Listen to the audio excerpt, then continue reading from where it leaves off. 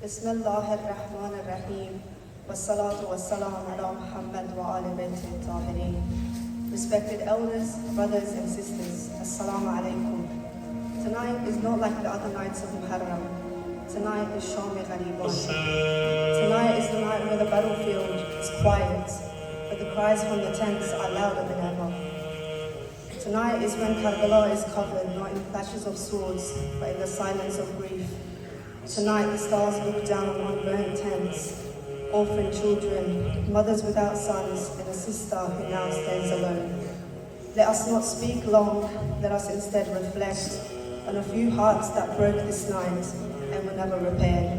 We'll begin with Sayyidah Rabab. She had already lost her baby, her 6-month-old son, Ali Asghar, shot by a 3-pronged arrow while in her husband's arms.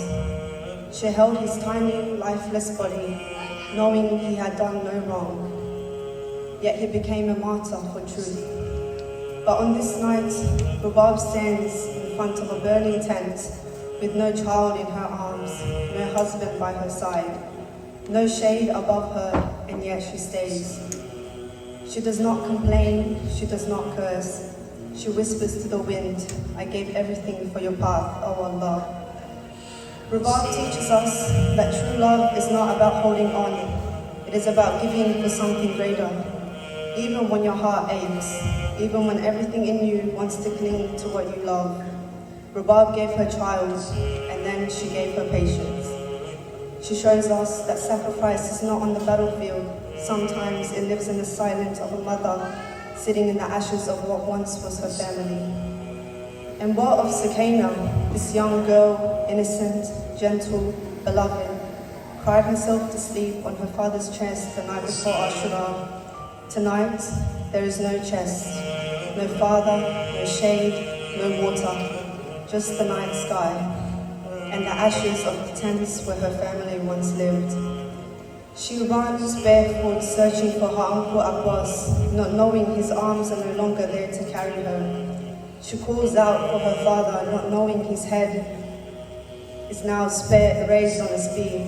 She clings to the burning poles of the tents, trying to feel warmth, not from the fire, but from the love that has been snatched away. Sakina is not just a symbol of pain, she's a symbol of strength, because even children carry the weight of Karbala. Even a child learned to whisper Alhamdulillah through tears.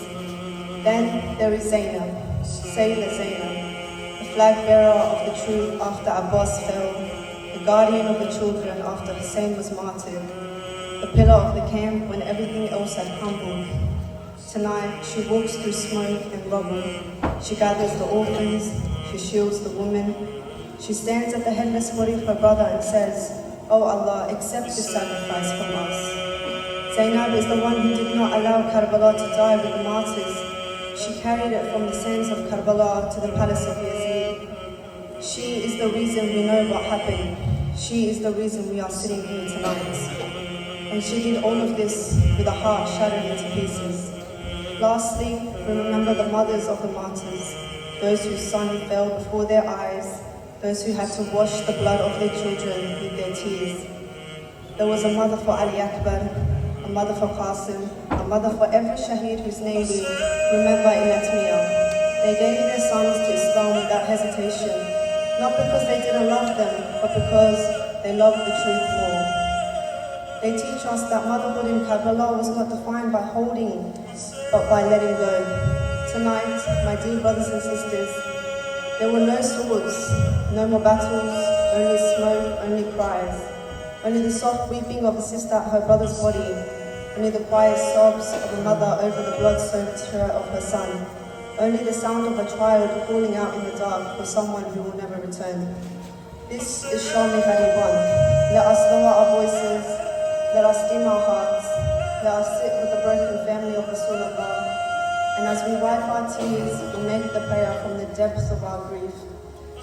May Allah make us the Zainabs, the Rababs, the Sakinas, the mothers, the Husseins, the Ali Akbars, the Qasims, the Abbasis, and the Ali Asghars of our time. And may He also hasten the reappearance of our Imam Mahdi alayhi salam, the one who avenged these tears, restored justice, and lived the pain of of the oppressed. Wassalamu alaikum wa rahmatullah.